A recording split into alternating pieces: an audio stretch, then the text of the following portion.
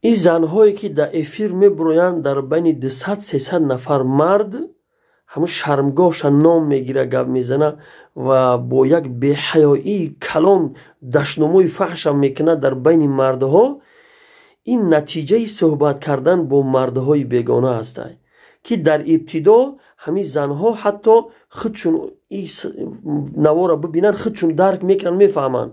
در ابتدا در چشم مردی بیگانه نگاه کردن شرم میداشتن، ولی همین صحبت کردن با مردهای بیگانه آهسته آهسته اینها را به همین درجه بی‌حیایی رسوندند.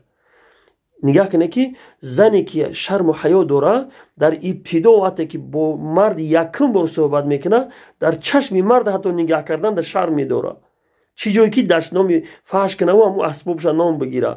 ولی نگاه کنه که آهسته آهسته زن حیاش ایبین میروه، بعد آهسته آهسته دیگه خنده قهقه بی‌باک خطی مردا صحبت میکنه و آهسته آهسته همون شرمگاهی خودش نام میگیره، گپ میزنه و پروا هم نمیکنه. خداوند یکتا حکیم ای و بیگان حکمت صحبت کردن مردان و زنان بیگانه را به حکمت معنی نمیکنه. الله رب العالمین میفرماید فلا تخضعن بالقول، ای زنها شما نرم صحبت نکنید.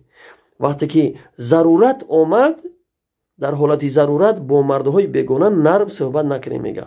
پس نگاه کنید که وقتی که زنها در افیر میبرویند یا که در یگان همو همسینفاشون همکورساشون میشینن چق چق قهقه آهوا کرده میشینن، پس نتیجه صحبت کردن با مردهای بیگانه انمی میشود که شرمی روی زنها میپره.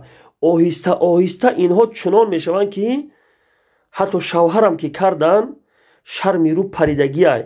برای این خیلی زنها خیانت کردن شوهراشون همین دکرده میشود. یعنی اینها دیگه در توا بی‌حیایی شدن که با همین لوبای مرد قطعی میبرویه صحبت میکنه، همین پپل کشید ترپاز میبینی خیانت کرد شوهرش. الله این زنهای ما را شرم و حیا عطا فرمود که نتیجهش بسیار نتیجه خطرناکی است.